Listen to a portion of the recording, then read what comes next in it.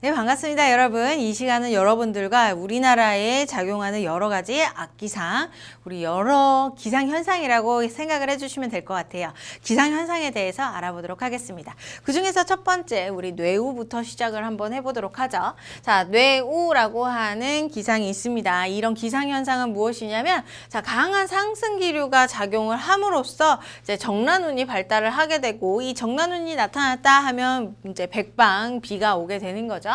그래서 천둥과 번개를 동반한 소나기가 내리는 현상을 우리는 이제 뇌우다라고 얘기를 해줄 수 있어요. 그래서 이 뇌우에서의 포인트는 무엇이냐면 이제 강한 상승기류라고 얘기를 해줄 수 있겠죠.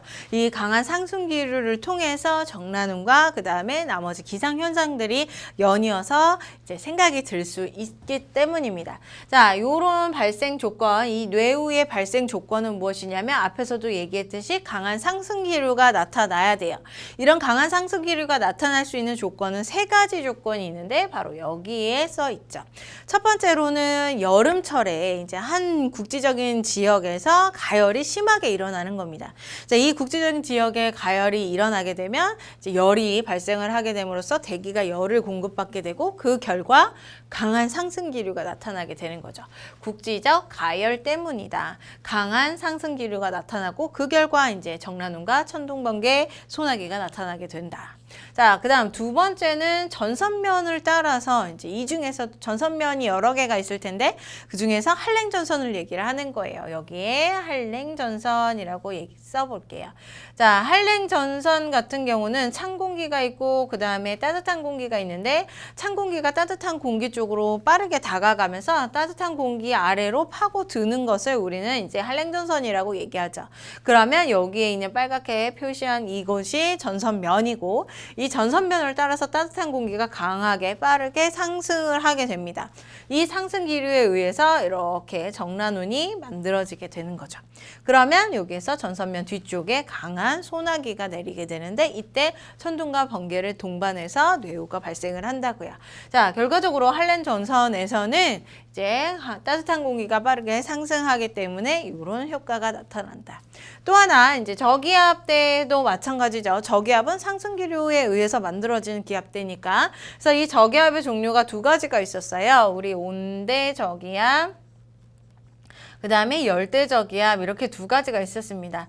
자, 온대저기압이 무엇이었냐면 한랭전선과 온난전선을 모두 다 동반하고 있는 애가 온대저기압이었죠. 요 놈. 자, 요 놈이 딱 발생을 하게 되면 한랭전선과 같은 방법으로 요 부근에서 이제 소나기가 빠르게 나타나게 되고 그다음 열대성 저기압은 결과적으로 태풍의 또 다른 말이다라는 거 알 수 있죠. 자, 태풍이기 때문에 강한 상승기류가 나타나게 되고 그 결과 정란운이 발달하면서 천둥번개 그다음 소나기가 내리게 된다. 이렇게 볼 수 있어요. 자, 핵심입니다. 우리 뇌우가 발생될 수 있는 세 가지의 조건들 잘 기억을 해주시면 좋을 것 같아요.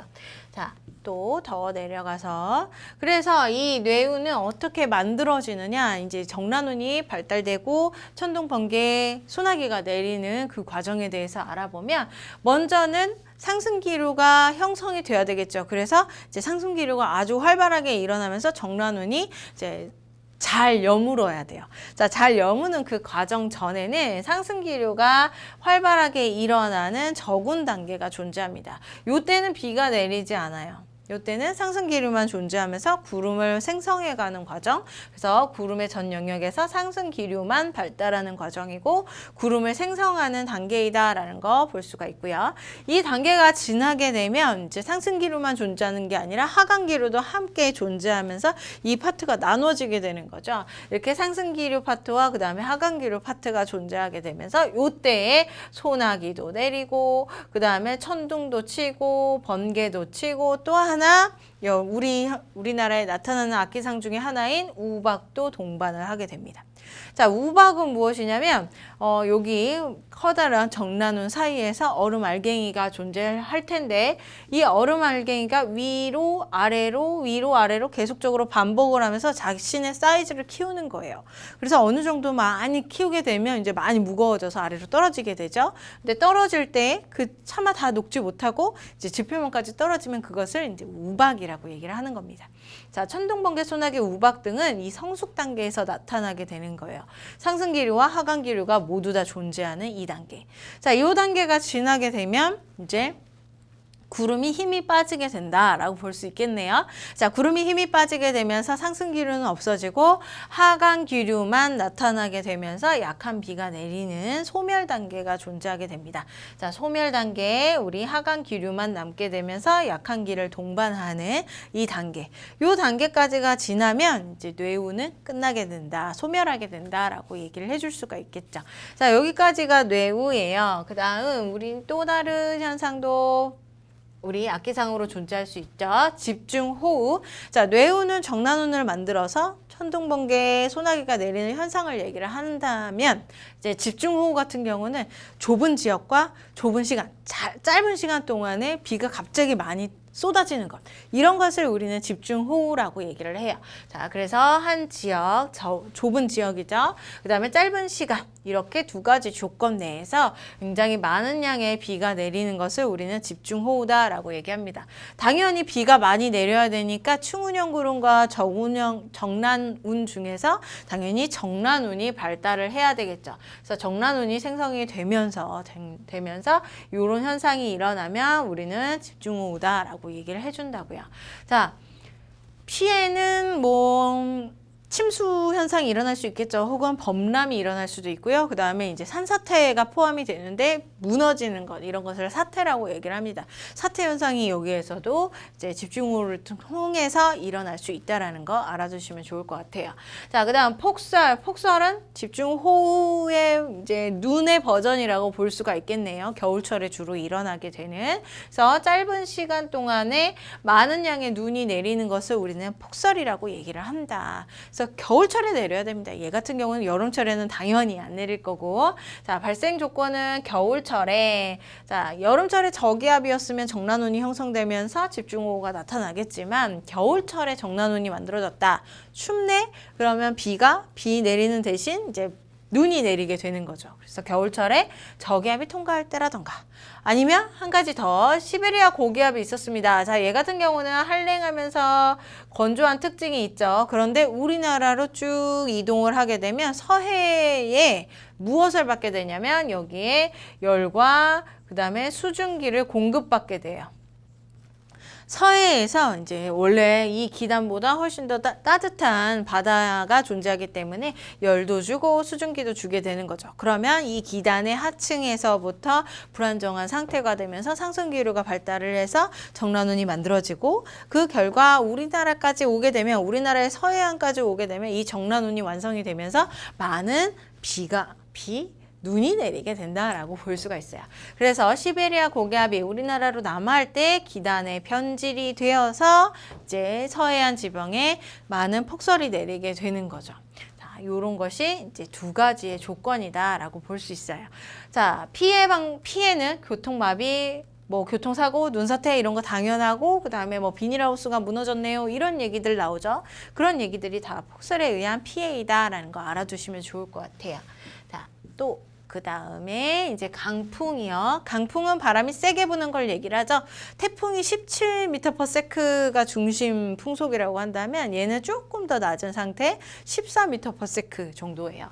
자, 그래서 14m/s 이상인 바람이 10분 이상 불게 되면 그것을 우리는 강풍이다라고 얘기를 하는 겁니다. 자, 이런 강풍이 불 때에는 우리 고기압의 영향, 이것도 마찬가지로 이건 저기압이죠. 열대성 저기압에 의해서 태풍에 의해서 강풍이 분다던가 아니면 시베리아 고기압의 영향을 받아서 이제 바람이 강하게 불 때에 이런 강풍 현상이 나타나게 되죠. 이런 것들 피해 작용들은 여러분들 생각할 수 있으니까 넘어가도록 하겠습니다. 자, 뇌우만큼 중요하고 문제의 빈도 많이 출제되는 아이가 이제 이 황사예요. 우리나라 봄철에 주로 나타나게 되는데, 자, 황사의 발원지는 어디냐면 중국이라고 얘기를 하죠. 자, 중국이라던가 아니면 몽골과 같은 사막 혹은 이제 대륙의 토양 부분. 이제 이런 부분에서 발원한다. 뭐 모래라던가 미세먼지들이 떠오르게 된다. 이렇게 볼 수가 있겠어요. 자, 대륙의 황토지대 이런 데서 발원을 해서 어떤 현상이 나타나냐면 겨울철에는 땅이 꽁꽁 얼어요. 그래서 모래라던가 먼지들이 다 얼려 있는 상태. 그러다가 봄이 되면서 이 꽁꽁한 땅들이 녹게 되고요. 그 녹음과 동시에 이제 모래들이 흩날릴 수 있게 되는 거죠. 그래서 이 발원지에서 저기압대가 형성이 된다던가 아니면 강풍이 분다던가 하게 되면 여기에 있던 땅덩어리에 있던 미세먼지라던가 모래들이 위로 상승을 하게 됩니다. 발원지에서 이런 효과들이 나타나면 위로 상승을 한다고요. 근데 문제는 여기에서 그냥 상승돼서 가만히 있는 게 아니라 우리는 편서풍 지대이기 때문에 서쪽에서 동쪽 방향으로 얘네들이 쭉 먼지를 가지고 이동을 하게 되는 거예요. 그러다가 우리나라가 이렇게 위치되어 있는데 때마침 우리나라에 하강 기류가 강하게 부는 고압대가 형성이 되면 우리나라에 그냥 쫙 내려앉게 되는 거죠. 그냥 통과할 수도 있어요. 그냥 통과하면서 약간의 황사 현상이 일어날 수도 있지만 고기압대가 형성이 되면 이제 금상첨화죠. 더 많이 내려앉으면서 강한 미세먼지와 함께 이제 황사 현상이 나타나게 된다.